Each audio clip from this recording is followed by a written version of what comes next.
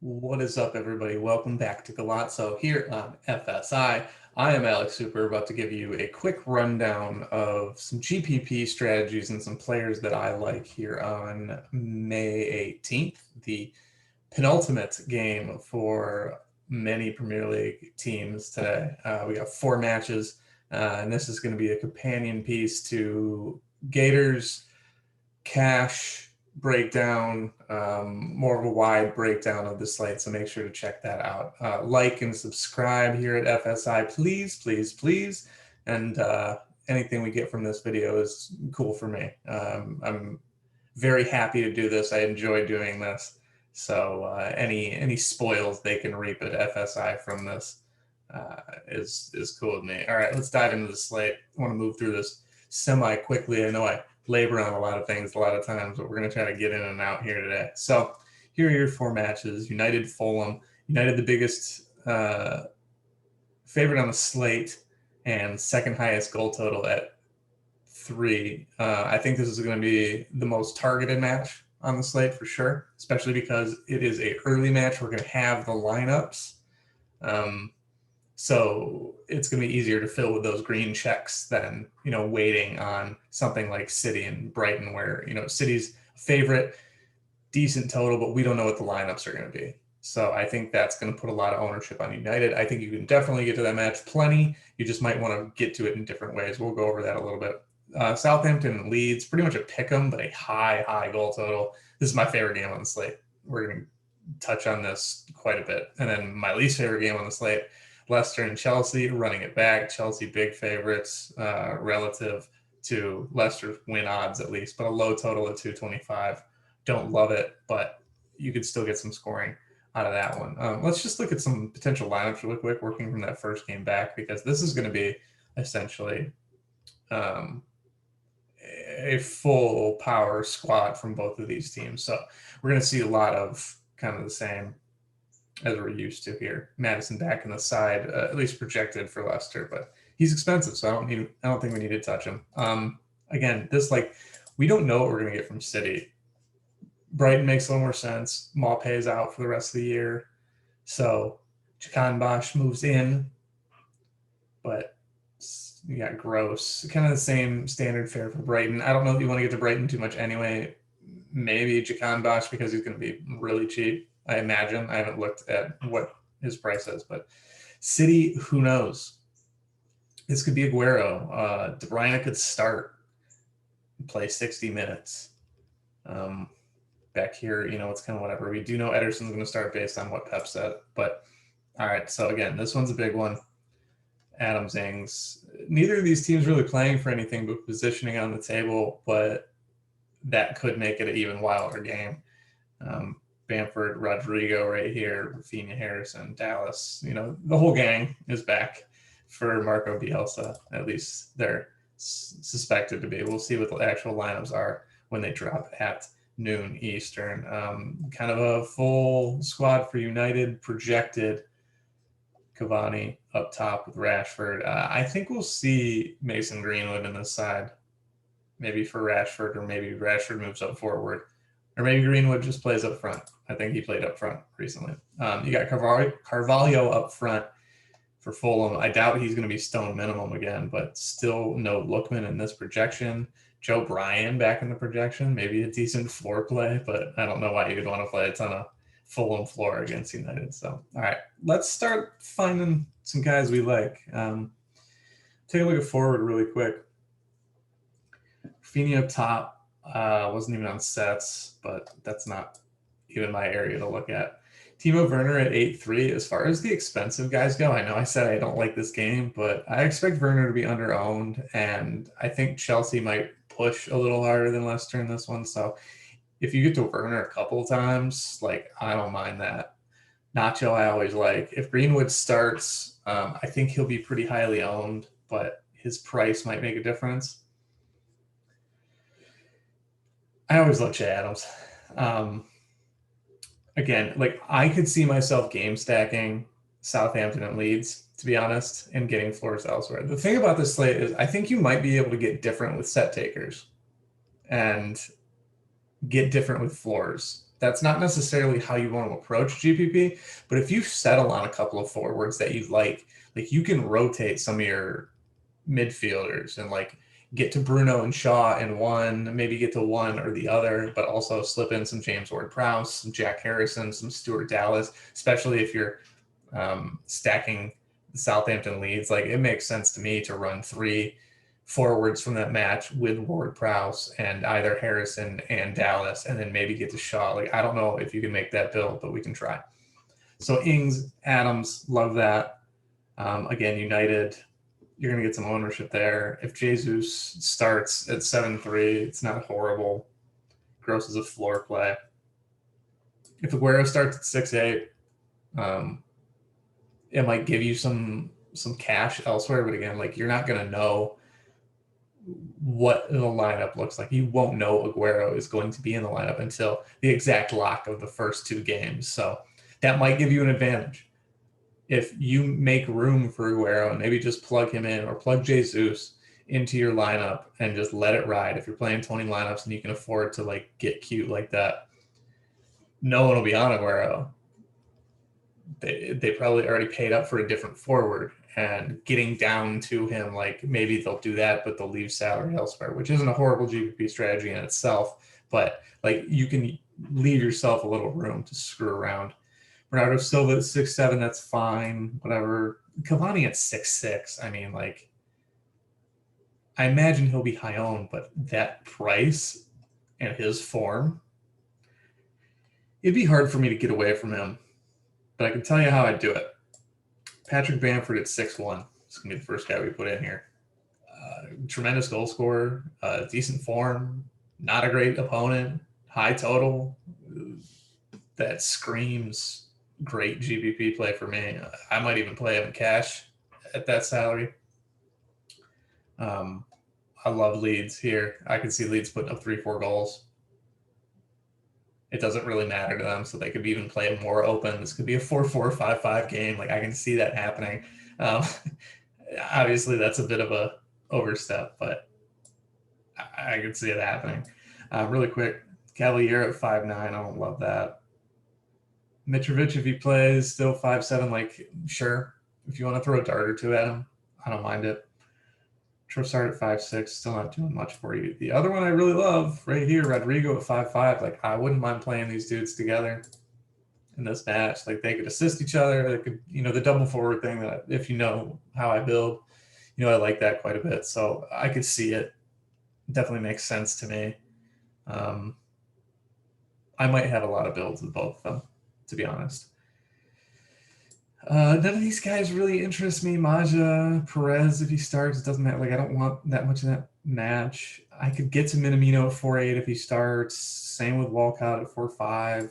Like, if I'm game stacking. Right here at 4'1", though, like, I might as well just put him in the lineup right now. But Nathan Tella at 4'1", again, like, he's so cheap that in cash and in that match, I can see you playing him there too. So the other one, again, Jakan Bosch at 3'9". If you need the $200, like, I think it's a significant drop off from Tella, but if you need it, it's viable, I guess. Cordova-Reed at 3'5". Again, if you really need the savings, like, you get to him and he's up forward. And, with goal scorers, I say this a lot, like,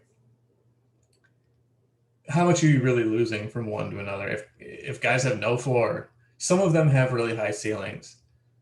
And obviously, if teams are playing a much tougher opponent, then, yeah, it's less likely they're going to score.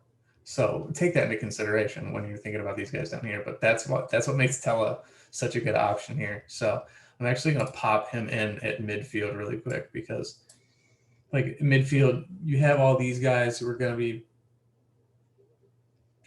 they're them. I honestly, like, if De Bruyne plays, I'm fading him fully in GPP and probably in cash. I don't know why he would play 90 minutes. Bruno, you probably want to get to. With this lineup, like, if you're playing these cheap guys, like, you can pop Bruno in here and be fine. And I have no problem with that against Fulham. But I just want to cover some other people here. Bruno's going to be highly owned, so that's not what we want in this video. We want some lower owned guys. James Ward-Prowse I love on the slate, but I don't think it's going to give you a ton of leverage. Here, like if I was doing this build right here, it's either Harrison or Stuart Dallas, just to get some correlation with these guys up front. But for the sake of running through everyone, Ferran Torres at 8-2 is hot. Like I wouldn't mind riding hot hand. Again, there's Greenwood. We already covered him. I wouldn't touch James Madison. Gundogan and Pulisic are decent shouts at decent prices.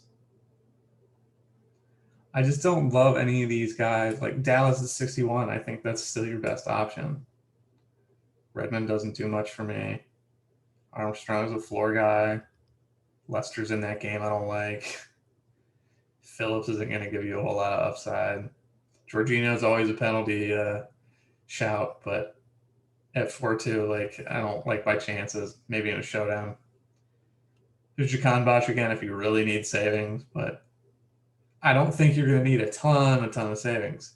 Carvalho at 34 is still decent. He's playing all the way up front if he does start, and I don't know that United's going to be at full bore. I don't know that they need a clean sheet. So again, maybe I might get to him if I need the money somewhere. But yeah, none of these guys really do much for me when I look at it. So I'm just going Stuart Dallas. I think that makes a lot of sense. So see, I told you I love this match. Like I'm just going to get a good balance of this and then try and fit some of these guys in. Like in this build, like I can get to Luke Shaw easy. I don't really even feel the need to pay up again here, but I could pay up, and then I could pay up. Like I've already saved so much here, so you don't need to go wild with all of the savings. But if you like this game as much as I do, like that gets you to a lot of different places. So Shaw, I do want to play floor on my defender spots in GPP, because I don't think you're going to get a ton of goals out of your defense. So I don't mind going just floor. So I'm actually just going to leave him in there just because of the sake of this build. And I don't think there are a ton of other defenders that I think you need to get to. Walker Peters at 4-8 is fine. He has a ceiling. We've seen Luke Thomas get there quite a bit recently. A lot of these guys are like the fullbacks are priced pretty appropriately, and I don't think give you a huge edge unless they score. Joe Bryant at 3, good savings if he plays. There's some potential for him to take some sets and him to take some corners and take some crosses. I don't think you need the savings, but like what else are you going to do? I think realistically, like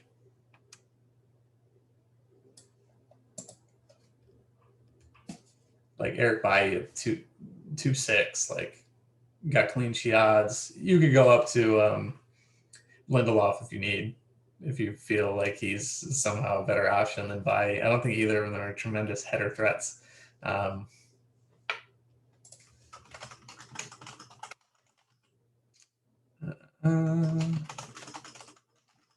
Soccer reference or football reference does it. Like, I don't think either of these guys are going to pop off the page when I look at shots on goal over the course of the season. Sometimes that's how I use this to guide me. All right.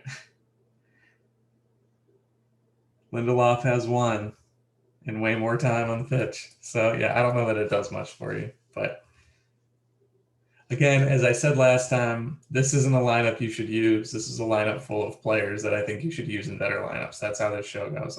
Really quick, at keeper, I like Sanchez.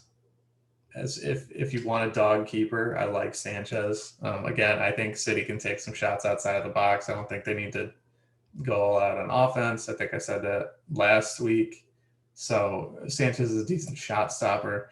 If your build starts looking like mine, you can generally pay up. And if you're paying up, I think you just go with Dean Henderson. So like in this lineup, I would go with Dean Henderson because of all the correlation. And then I can get wild here. Let's see. One last player that I would throw in here just as a part of guys that I like GPP wise. Probably Jack Harrison or my boys here.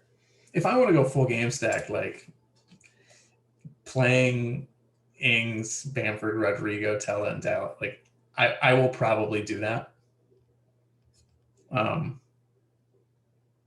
then like maybe get rid of Tella, move up to Bruno in some cases, get off of Shaw. Like I've said, is that how I want to end? Do I want to end with Danny Ings there? Is he really my favorite player? Honestly, I think Timo Werner at 8-3, like for his ceiling,